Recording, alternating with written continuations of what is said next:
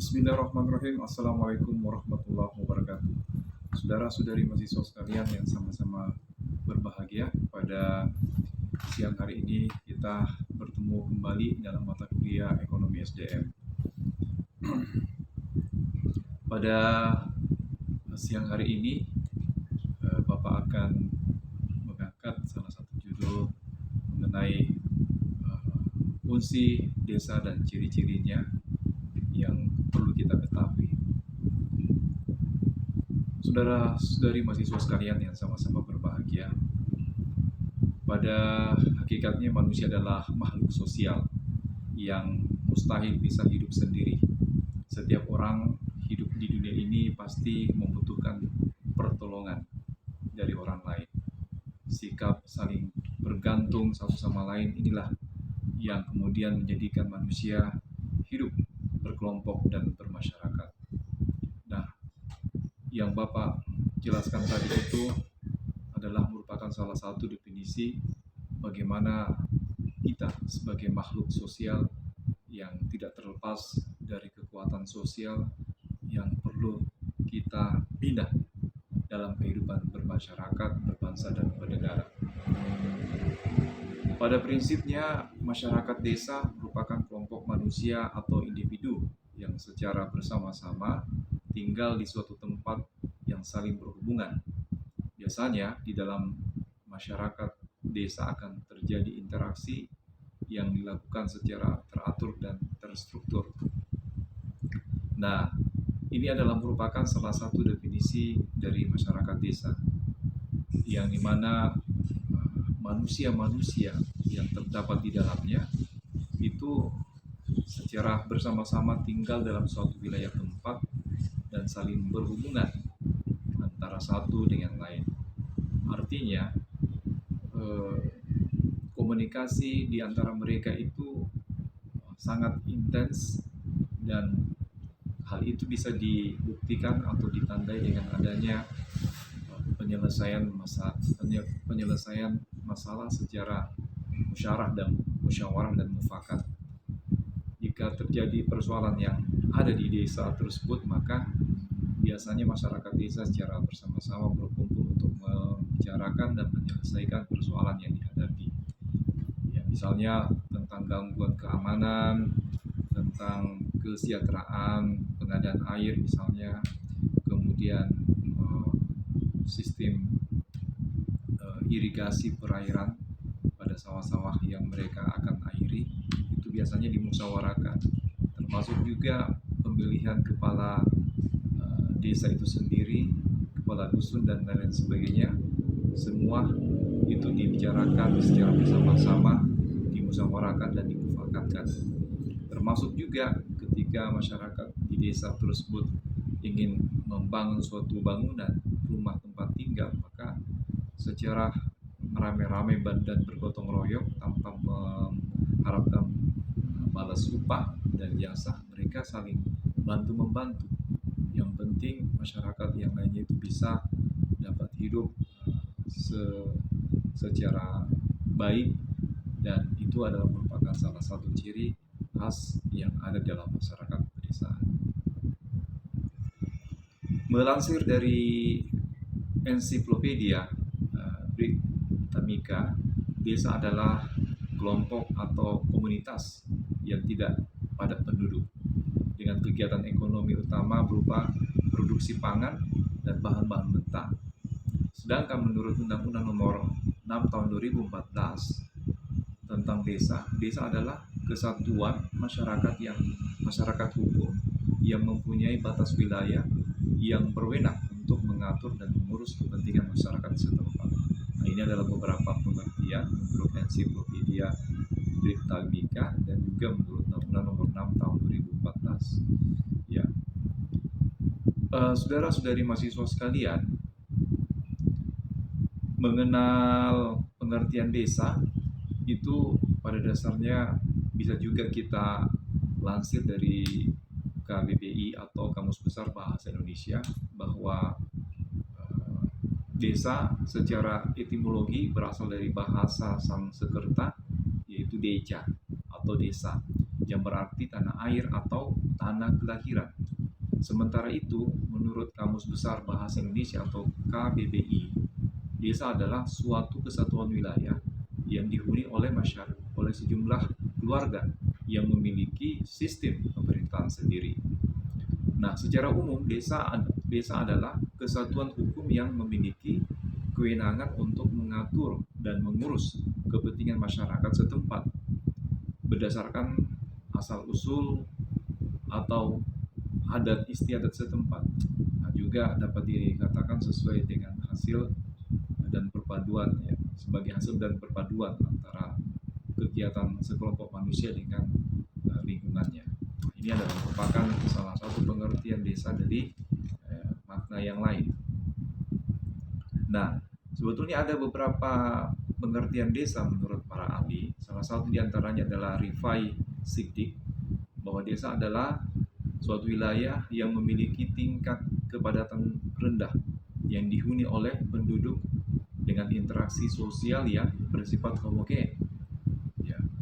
Kemudian menurut Sutarjo Kartodikusumo, desa adalah satu kesatuan hukum yang bertempat tinggal di dalam suatu masyarakat dan berkuasa mengadakan pemerintahan tersendiri. Sedangkan menurut Bintarto maksud Bapak, desa adalah perwujudan atau kesatuan geografi sosial, politik, budaya, dan ekonomi yang terdapat di dalam suatu daerah. Ya, di dalam suatu daerah dalam hubungan dengan pengaruhnya secara timbal balik ya, dengan daerah lain. Desa juga mencakup semua segmen dari politik, ekonomi, dan budaya. Ya. Nah, itu adalah merupakan beberapa definisi menurut para ahli.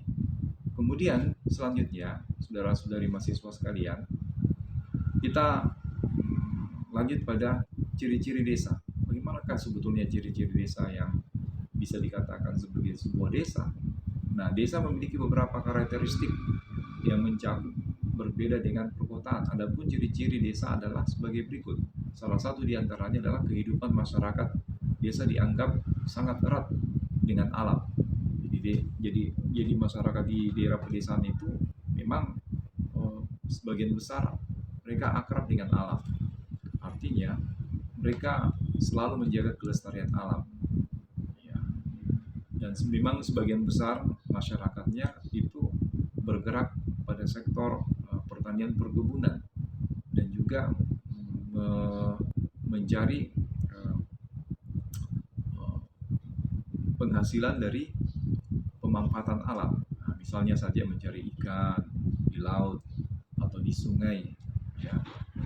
Kemudian kegiatan-kegiatan yang lainnya seperti mencari bahan baku dari alam berupa kulit daun kelapa atau kulit daun apa ya? Ya, daun yang bisa dijadikan sebagai anyam-anyaman ya. Yang bisa dibuat tembikar dan lain-lain sebagainya. Nah, itu adalah merupakan salah satu yang bisa dilakukan oleh masyarakat desa. Dan masih banyak sebetulnya kegiatan-kegiatan yang lain yang bisa dilakukan oleh masyarakat di daerah pedesaan. Kemudian kepadatan penduduk tergolong rendah dengan rasio antara luas wilayah penduduknya yang kecil. Kemudian ciri-ciri desa selanjutnya yaitu interaksi masyarakat yang lebih intensif. Intensif ini berarti mereka sering berkomunikasi antara satu dengan lain. Nah, komunikasi juga bersifat personal sehingga antara satu dengan lainnya saling mengenal dan membantu. Ya. Dan ini memang bisa dibuktikan dengan beberapa bukti-bukti yang terjadi ya. Misalnya di daerah Sulawesi Selatan ya.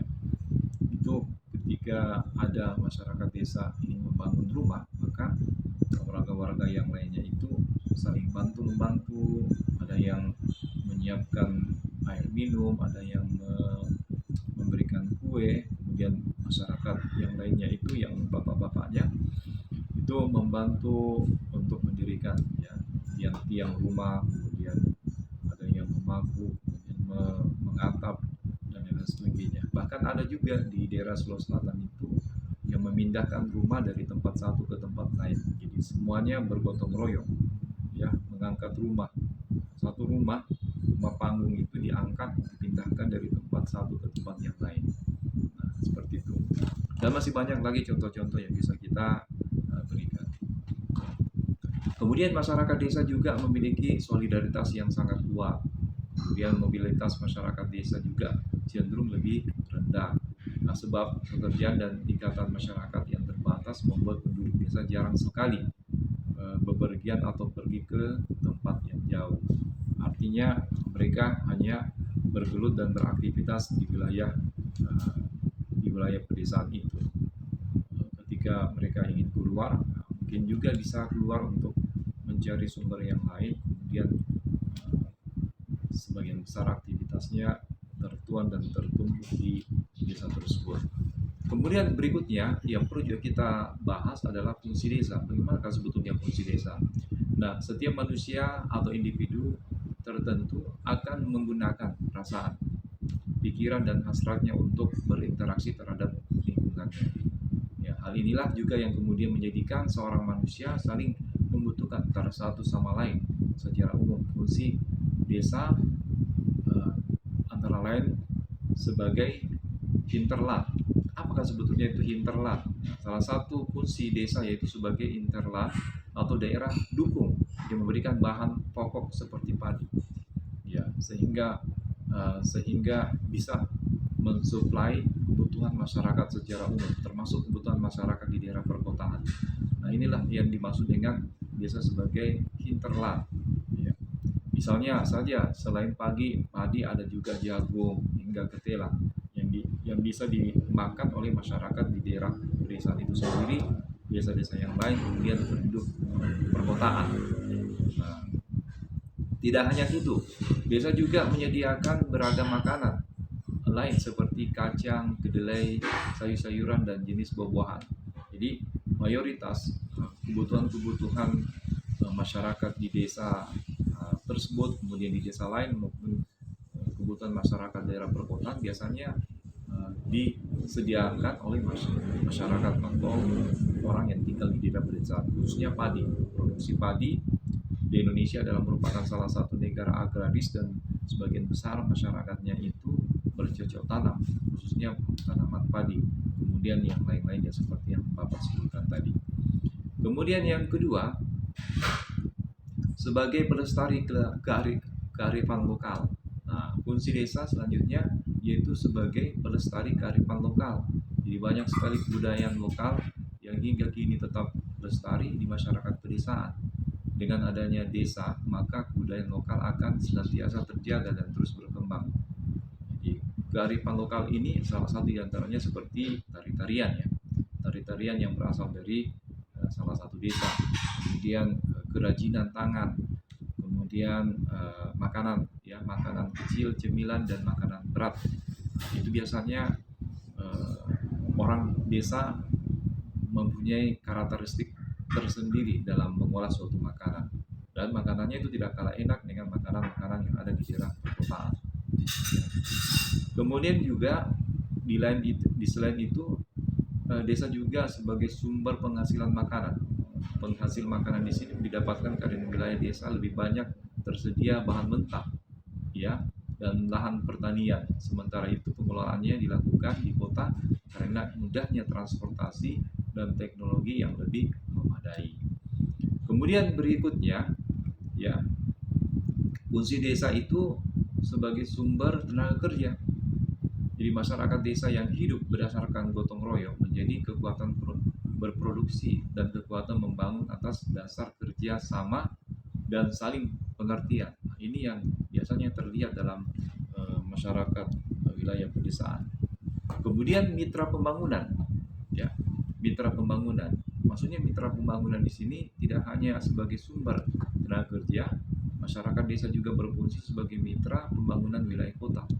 Nah, mitra ini juga akan diperoleh dalam waktu cepat maupun lambat, tergantung dengan hubungan dan kerjasama yang dilakukan oleh masyarakat di dalamnya. Ya, kita bisa lihat ya di daerah pedesaan juga itu banyak tenaga-tenaga terampil. Misalnya mereka terampil dalam bidang pengolahan lahan, kemudian terampil dalam bidang pertukangan, misalnya tukang kayu, tukang besi, dan lain-lain sebagainya. Kemudian selanjutnya tinjauan umum tentang daerah pedesaan. Nah, karakteristik desa pada umumnya karakteristik desa pegunungan pegunungan adalah sama. Ya. Jadi karakteristik desa pada umumnya karakteristiknya sama ya, yaitu mempunyai udara yang sejuk, potensi alam yang kaya, dan keadaan tanah yang bagus, yang subur. Artinya ketika ditanami tanaman, maka di daerah pedesaan itu sangat subur. Ya, topografinya itu ada yang bergunung-gunung, ada yang lereng, berbukit-bukit, ada yang datar, macam-macam. Ada yang berada di suatu lembah, ya, ada yang di tepi pantai dan lain sebagainya. Nah, itu wajah dari daerah-daerah pedesaan. Kemudian perbandingan luas tanah dengan jumlah manusia relatif besar. Jadi di desa itu tanahnya luas-luas, satu masyarakat atau satu rumah dalam wilayah pedesaan itu tidak sama luasnya dengan rumah penduduk di daerah perkotaan. Kalau di daerah pedesaan, luas halamannya itu bisa untuk berkebun, ya, dan banyak lahan-lahan kosong yang bisa dimanfaatkan. Kemudian lapangan kerja agraris, hubungan penduduk akrab, sifat menurut tradisi budaya setempat. Ya, jadi ada budaya-budaya yang biasanya dilakoni, ya, yang dipakai, dan budaya itu dihormati untuk ditaati, ya. Dan itu adalah merupakan kearifan lokal yang biasanya kita dapat di daerah pedesaan. Kemudian keadaan topografi. Apa itu sebetulnya topografi? Jadi di wilayah Indonesia kira-kira 80% merupakan pedesaan dan 20% merupakan perkotaan. Di mana seluruh wilayah Indonesia secara administratif terbagi habis menjadi desa-desa. Ya, karena Indonesia merupakan negara kepulauan, maka terdapat desa di tengah pulau dan desa di tepi pantai. Di samping itu juga terdapat desa yang meliputi pulau-pulau kecil. Ya. Nah, seperti beberapa pulau-pulau yang terdapat di berbagai daerah itu, ya, merupakan salah satu wajah desa. Dan ketika kita masuk di dalamnya, sungguh indah pemandangan yang bisa kita lihat, ya, baik keadaan alamnya, kemudian keramah tamahan penduduknya, kemudian model rumah yang mereka buat itu begitu sederhana tapi indah, kemudian kebersihan lingkungannya juga tertata, pohon-pohon dan tanamannya begitu hijau, ya, buah-buahannya begitu banyak dan lebat dan lain sebagainya. Nah, desa di tepi sungai merupakan pemukiman yang linear dengan tempat kegiatan ekonominya. Ini misalnya kalau ada desa di tepi sungai, banyak wilayah Indonesia juga yang desanya itu berada di tepi sungai, sehingga aktivitas utamanya adalah di tepi sungai. Salah satu di antaranya yang membuat transportasi di aliran sungai, kemudian juga berdagang, kemudian juga melakukan kegiatan-kegiatan sosial ekonomi yang lainnya, ya, seperti itu. Jadi secara geografis di Indonesia terdapat desa pedalaman dan desa pantai serta desa di sungai. Kemudian berikutnya lingkungan pemukiman. Nah, pada hakikatnya elemen lingkungan yang dibutuhkan di dalam kehidupan dapat dijabarkan menjadi 5 unsur komponen pokok. Nah, pertama, kebutuhan perumahan yang layak. Kemudian karya. Apa itu karya? Yaitu sesuatu lapangan kegiatan kerja. Maksud saya yaitu suatu lapangan kegiatan kerja di mana masyarakat desa mencari nafkah. Yang ketiga, marga, yaitu lingkungan perumahan yang harus mudah dicapai dengan jaringan jalan dan jembatan yang berfungsi menghubungkan satu desa dengan desa lainnya. Ya. Kalau kita lihat wajah desa di wilayah Indonesia itu sudah sebagian besar ya berhubungan dengan desa-desa yang lain. Bahkan akses jalannya juga sebagian besar sudah memadai. Ya. Kemudian berikutnya suka, yaitu komponen kegiatan yang memenuhi kebutuhan penduduk desa akan hiburan, bersantai dan beristirahat. Jadi di daerah pedesaan juga itu mereka sangat membutuhkan hiburan, dan ketika ada hiburan masuk di daerah pedesaan maka akan disambut dengan baik. Ya. Kemudian penyempurna, yaitu komponen kegiatan yang penting untuk memenuhi kebutuhan lahir dan batin. 5 unsur pokok ini akan merupakan kerangka dasar dalam pembentukan lingkungan desa. Apakah itu? Yaitu lingkungan desa ya, yang memiliki komponen pokok berupa 5 komponen pokok. Maka ulangi, yaitu kebutuhan perumahan, karya, marga, suka, dan penyempurnaan. Kemudian karakteristik masyarakat desa. Nah, berbicara tentang karakteristik masyarakat desa, kehidupan masyarakat desa terutama nampak dengan adanya tata masyarakat dan ekonomi pertanian yang membedakan dengan tata masyarakat kota. Ya, secara umum dapat dikemukakan bahwa perbedaan utama antara kehidupan masyarakat kota dengan masyarakat di desa adalah dalam tuntutan kebutuhan dalam usaha memenuhi kebutuhan hidupnya. Ya, jadi kalau di daerah pedesaan itu pada dasarnya sederhana, mereka bisa memenuhi kebutuhan hidupnya lewat bercocok tanam, berkebun, bertani, beternak, dan lain sebagainya. Nah, kalau kebutuhan masyarakat perkotaan memang mereka mengandalkan pendapatan uang. Nah, ketika mereka menginginkan sesuatu, mereka berbelanja untuk mendapatkan. Misalnya membeli ikan, membeli beras, membeli sayur, membeli buah-buahan, susu, dan lain sebagainya. Dan semua yang Bapak sebutkan tadi itu ada di daerah pedesaan. Tinggal masyarakat desa saja pandai-pandainya atau pintar-pintarnya mengolah sumber daya tersebut untuk bisa memenuhi kebutuhan mereka.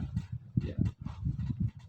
Kemudian pada umumnya keluarga petani dapat memenuhi kebutuhan sendiri dalam melengkapi keperluan hidupnya, maka mereka memproduksi pangannya sendiri sekaligus memenuhi kebutuhan esensial lainnya seperti sandang dan peralatan lain-lainnya. Ya. Memang sih juga ada masyarakat daerah pedesaan yang tidak mau kalah dengan kehidupan masyarakat perkotaan. Mereka berusaha untuk membeli alat transportasi, apakah motor, mobil, dan lain sebagainya untuk memenuhi kebutuhan transportasi. Ya, karena dalam kehidupan di era modern sekarang ini, ya kebutuhan akan alat transportasi itu bukan kebutuhan yang mewah lagi, tetapi kebutuhan yang mendasar. Jadi nilainya sudah bergeser pada kebutuhan mewah menjadi kebutuhan yang mendasar. Ya. Termasuk juga sarana hiburan, ya televisi dengan segala kekompresan dan kejanggihannya, dan internet. Jadi di daerah pedesaan juga itu sebetulnya sudah masuk listrik, internet, dan lain sebagainya. Jadi pada dasarnya sudah tidak seperti lagi wajah desa yang lalu-lalu atau yang dulu-dulunya, ya, seperti itu. Kemudian berikutnya pemukiman desa. Jadi masyarakat desa adalah masyarakat agraris yang hidup sebagai petani, sehingga umumnya mereka bekerja di sawah, ladang, ya, ladang dari pagi hari sampai sore hari. Jadi hanya di waktu menunggu padi siap panen atau palawija berbuah, mereka dapat menggunakan waktu tersebut untuk mencapai pekerjaan tambahan lain. Nah, misalnya sebagai buruh misalnya, kemudian juga mungkin kalau ada keahlian dan keterampilannya di bidang pertukangan, mereka akan bekerja sebagai pertukangan, misalnya tukang kayu, tukang batu, dan lain sebagainya. Bahkan juga ada yang pekerjaan lainnya seperti ojek motor, dan juga menjalankan usaha-usaha lain seperti bisnis kecil-kecilan, membuat kerupuk, membuat kue, dan juga pada daerah-daerah tertentu seperti membuat kerajinan tangan, ya, termasuk membatik pada daerah-daerah tertentu. Ya, ciri-ciri bangunan perumahannya di daerah pedesaan tidak otoritas, ya, tidak otoritas yang jelas, ya, tidak mengutamakan interior dan eksterior, tersedianya kamar mandi atau WC dan tempat cuci umum. Nah, itu seperti itu. Kemudian tidak memperhitungkan ukuran rumah, luas pekarangan, ya, ada yang luas, ada yang sedang, ada yang sempit, tapi kebanyakan lingkungan rumah atau pekarangan masyarakat di daerah pedesaan itu pada luas-luas semuanya. Kemudian pekarangan yang dimiliki ditumbuhi tanaman, ya, yang dapat bermanfaat bagi penghuni, ya, seperti apotek hidup, ya. Mereka biasanya bercocok tanam, tidak membiarkan pekarangannya kosong. Kemudian yang lainnya yang tidak kalah penting, kebijaksanaan umum pemukiman. Nah, kebijaksanaan pembangunan perumahan desa itu didasarkan atas kebijaksanaan umum pemukiman. Maka kebijaksanaan pembangunan perumahan desa adalah untuk meningkatkan pengertian kesadaran, ya, kesadaran, pengetahuan, keterampilan dan kemampuan masyarakat desa yang bertujuan untuk meningkatkan kualitas perumahan, ya, dan lingkungan desa. Nah, dengan demikian, kebijaksanaan itu meliputi pembangunan fisik dan non-fisik. Pembangunan fisik meliputi pembangunan dalam bentuk benda atau bangunan, sedangkan pembangunan non-fisik meliputi pembangunan akan kesadaran dan pengertian masyarakat serta membangun masyarakat melalui PLS. Apa itu PLS? Pendidikan luar sekolah. Di pendidikan luar sekolah ini sangat penting untuk bisa membina masyarakat desa supaya mereka lebih terampil, terdidik, dan berdaya guna. Ya.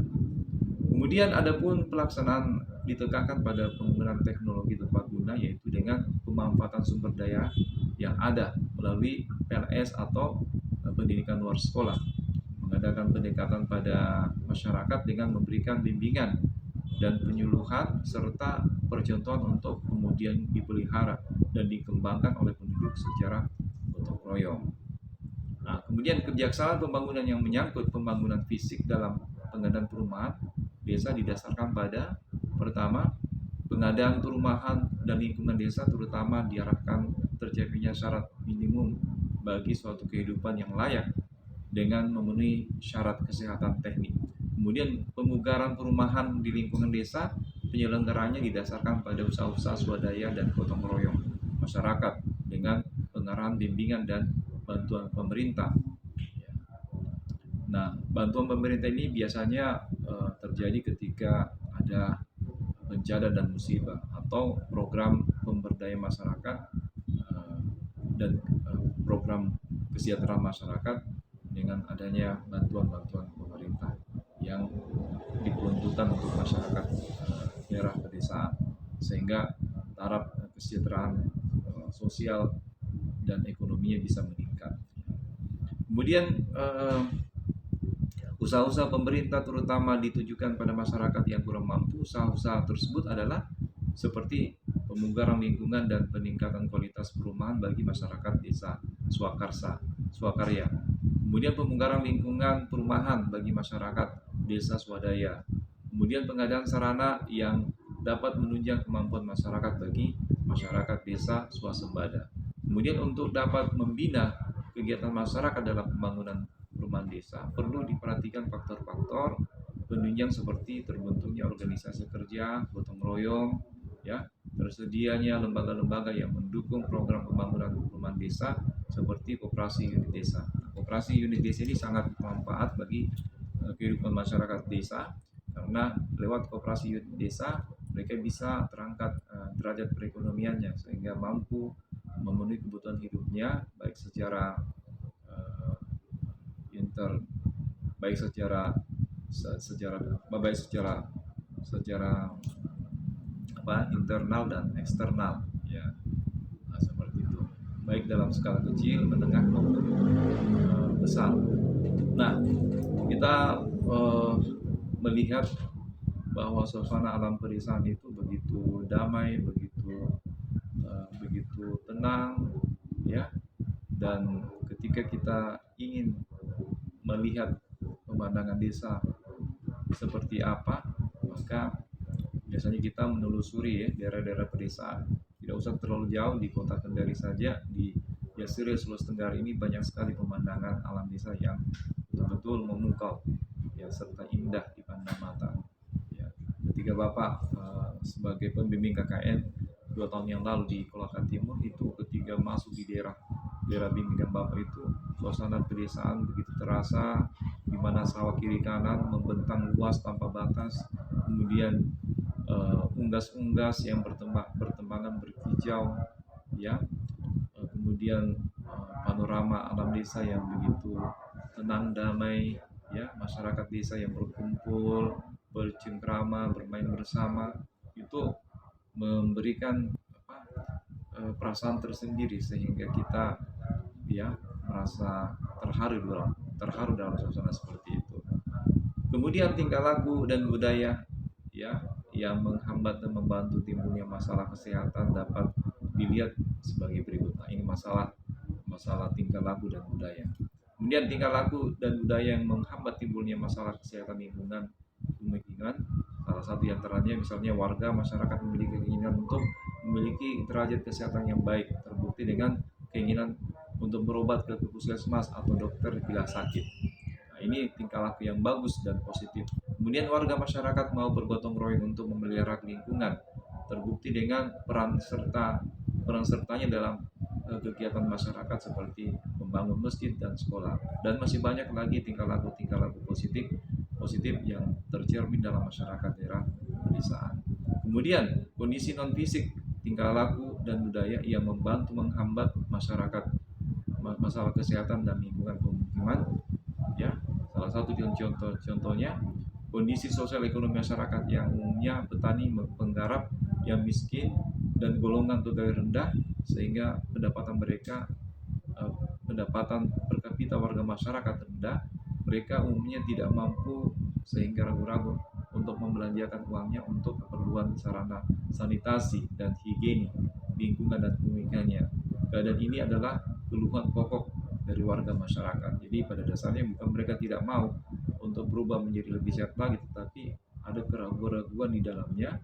Karena apa? Karena mungkin akses yang begitu rendah, ya, sehingga mereka lebih menunggu untuk melihat situasi dan kondisi yang tepat, kemudian baru membelanjakan uangnya, ya. Kemudian yang berikutnya, kondisi fisik yang dapat menghambat timbulnya masalah kesehatan adalah masih adanya lahan tanah yang dapat dimanfaatkan bagi menambah sarana kesehatan lingkungan dan adanya aparat pemerintah serta tokoh masyarakat yang aktif. Nah, ini bisa dibuktikan dengan pemanfaatan lahan, ya, pemanfaatan pekarangan misalnya. Tidak usah terlalu besar, misalnya penyebutan kata lahan, pekarangan rumah saja di daerah pedesaan itu bisa dijadikan sebagai apotek hidup untuk menanam atau mengolah berbagai macam sayur-sayuran misalnya, untuk buah-buahan, ya, termasuk rempah-rempah misalnya bawang putih, bawang merah dan lain sebagainya yang bisa ditanami di daerah pekarangan. Ini bisa memberikan efek positif terhadap kesehatan dan kesejahteraan bagi masyarakat di daerah pedesaan. Baik saudara-saudari sekalian, ya, itu saja materi dari Bapak yang Bapak berikan, ya, tentang mengenal fungsi desa dan ciri-cirinya, ya. Dan insya Allah kita bertemu kembali pada jadwal mendatang. Terima kasih. Selamat menjalankan ibadah puasa. Billahi taufiq wal hidayah. Wassalamualaikum warahmatullahi wabarakatuh.